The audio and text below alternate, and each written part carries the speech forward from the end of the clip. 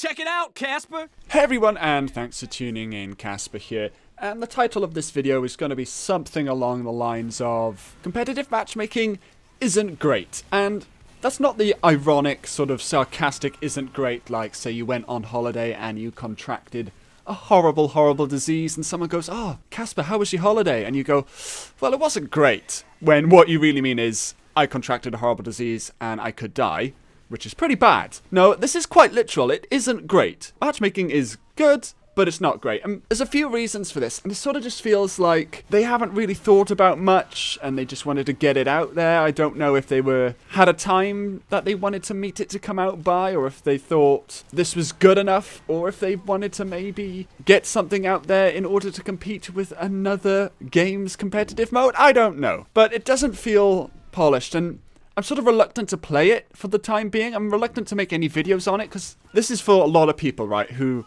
don't play competitive, and this is their first entrance to it, and I don't want to encourage this to be people's first introduction to competitive Team Fortress 2. And it's because it's really not fun, especially if you're a new player right now. Now, in most competitive games, Counter-Strike, Dota, Overwatch, you get what's called a placement match, or 10 placement matches is the typical standard. But basically, let's just say that the very bottom rank, you've got 0 points, and at the very top rank, you've got 100 points. Now, you're going to assume, as a matchmaker, if you've never seen someone in the matchmaker before, that they are average. You're going to give them 50 points. You're going to give them the middle amount of points. And what then typically happens is that you play some placement matches, and if you don't do very well, then you start losing points. Then you do quite well, then you start gaining points. And then at the end of the placement matches, that you've got your rank then. So say you did okay but not great, then you might end at the 40 points. So you'd be fighting against people who are a little bit less than average. Or if you did pretty well, then you might end up with like 60 or 70 points. Then you'd be fighting against people who are a little bit better than average. If anybody's played Counter-Strike Go matchmaking or Overwatch matchmaking, you know exactly what I'm talking about. Now, the big problem here with Team Fortress 2's matchmaking is that it assumes that everyone is a 0. Literally, nobody who enters matchmaking for the first time, it assumes that they're playing with their elbows, and this is the day that they've installed Team Fortress 2. So basically, if you were playing matchmaking at the same time as Banny, when he first started matchmaking, or any top-level Team Fortress player, and you literally just installed Team Fortress that day, you bought yourself a Darwin's Danger Shield off the market, so now you're a premium player, you've already got your phone number on Steam, you can play competitive mode. So in your very first match, you could open up competitive mode, you'd be rank 1, just like everybody else, or 0, let's call it.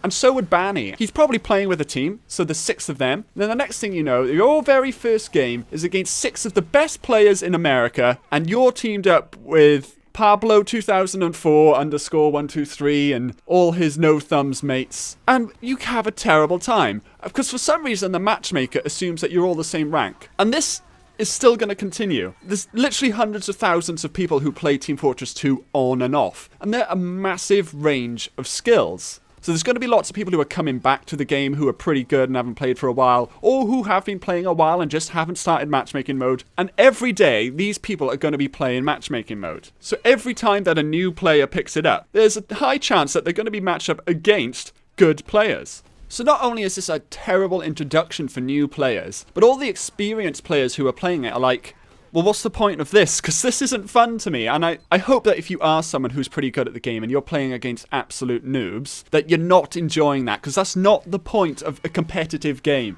A competitive game, you play that to have a challenge, to face someone who's of a good skill, and you have to struggle to beat them. That is the point of a competitive game. And that is not the experience that is being found in Team Fortress's matchmaking right now. Before we move on to, let's just call it performance and settings issues, when you actually win or lose a game, from what I can tell, you get exactly the same effect on your rank meter no matter what. So I'm seeing it's about 1.5 of these bars, so I think that's probably about 15%. I'm assuming there's 10 bars there, I haven't bothered counting them, but no matter how well you do, so if I went 70-0 and absolutely carried my team of trash players against Banny's team, against the proest team of 6 players in Team Fortress 2 ever, and I went huge, and we won. That's the important thing. And we win at the end of it. I would get 1.5 bars on this little graph here. And fucking Johnny No Penis, who went 0 and 70, absolutely sucked.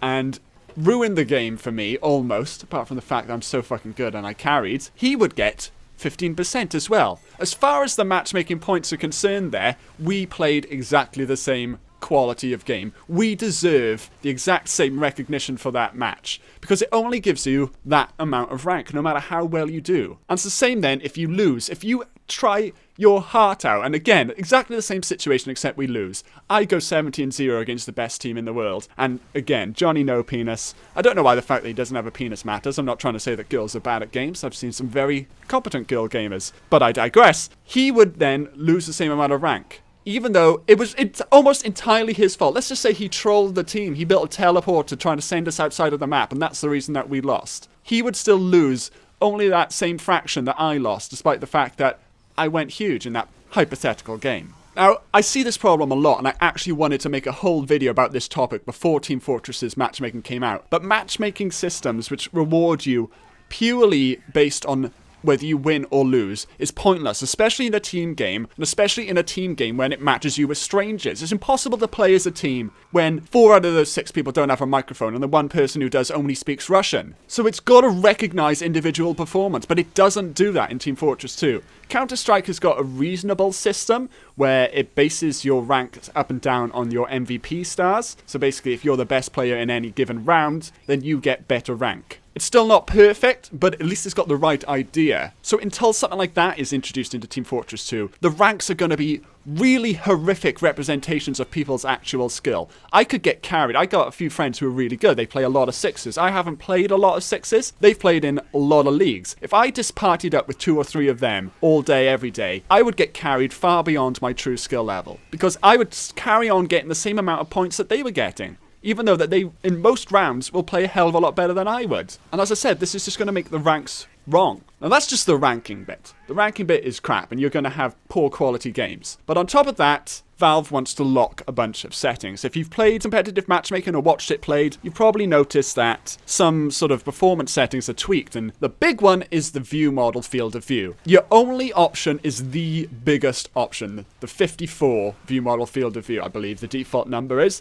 and you can't change that. You can put on min mode, which most people agree isn't very good. That is the only option that they've given you, min mode or cover up literally half of your screen mode. So the argument that I've heard for this is that they want a standardized appearance of Team Fortress 2 and a level playing field. No one's got any advantage over anyone else because they've all got this view model covering half of their screen on most classes. If you're watching a stream, you know what's going on. If you're watching a tournament, you know what's going on. That's their argument. But I think that's a bit of a nonsense argument. I mean, so if you've got 54 view model field of view, here's an example on 1 or 2 weapons. I don't know what I'm going to put in there yet, to be honest, but here's what we've got. And then if you just change that to 70 view model field of view, are you able to recognize that that is the same weapon? Can you still tell what's going on? I'm going to bet the answer to that question is yes. It's not that bad. And in fact, the difference between 54 and min mode is more than the difference between 54 and view model field of view 70. Which would be slightly more reasonable. I think I used to have mine on 90 or maybe even 100. And you could see the arms breaking out of the body as spy. I think I'll show you an example of that here, assuming it's still possible. And I'm assuming the truth behind Valve's methods is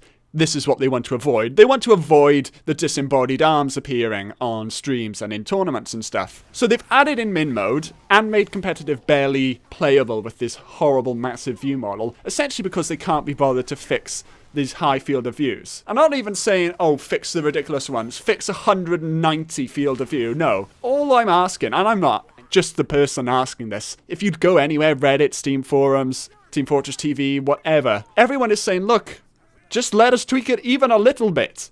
As I said, 54 or 70, 70 is still pretty good, you know? It's good for me as a player because I can actually see what's on my screen, and it's good as a spectator because they can still tell what the weapon is without anything looking too broken. So essentially what I'm trying to say, guys, is I've got a bunch, I think I've got 4 or 5 topics that I've already planned to cover, started sort of writing up these tips, essentially, tips for competitive, basic introduction for players who aren't too familiar with competitive.